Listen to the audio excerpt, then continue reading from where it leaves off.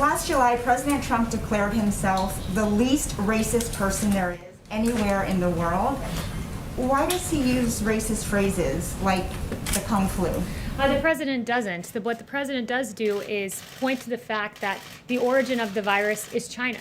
It's a fair thing to point out as China tries to ridiculously rewrite history, ridiculously blame the coronavirus on American soldiers. This is what China's trying to do. And what President Trump is saying, no, China, I will label this virus for its place of origin. That's what he's saying by using the racist phrase Kung flu? He is linking it to its place of origin. What does he have to say to Asian Americans who are deeply offended and worried that his use will lead to further attacks of discrimination? So the president has said very clearly it's important that we totally protect our Asian community in the U.S. and all around the world.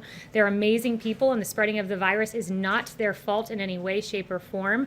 They're working closely with us to get rid of it. We will prevail together. It's very important. So it's not a discussion about Asian Americans, who the president values and prizes as citizens of this great country. It is an indictment of China for letting this virus get here. And I would also point out that the media blames President Trump for using the terms China virus and Wuhan virus when they themselves have used these very terms. The New York Times called it the Chinese coronavirus, Reuters the Chinese virus, CNN the Chinese coronavirus on January 20th, Washington Post January 21st, Chinese coronavirus, and I have more than a dozen other examples. Separate category, Kayleigh. Kung flu is extremely offensive to many people in the Asian American community. To be clear, are you saying the White House does not believe it is racist? To be clear, I think the media is trying to play games with the terminology of this virus, where the focus should be on the fact that China let this out of their country. The same phrase that the media roundly now condemns has been used by the media. I can go more examples. Wuhan virus, CNN said on January 22nd,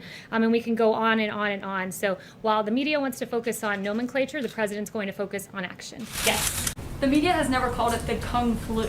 Calling it the Chinese coronavirus and calling it the Kung flu are very different things. The media and your network specifically called it the Kung flu. The media and your network specifically have repeatedly used the term China virus and Wuhan virus, and then gone on to deride the president as somehow using a term that they themselves have never used. So we can go through CNN's history.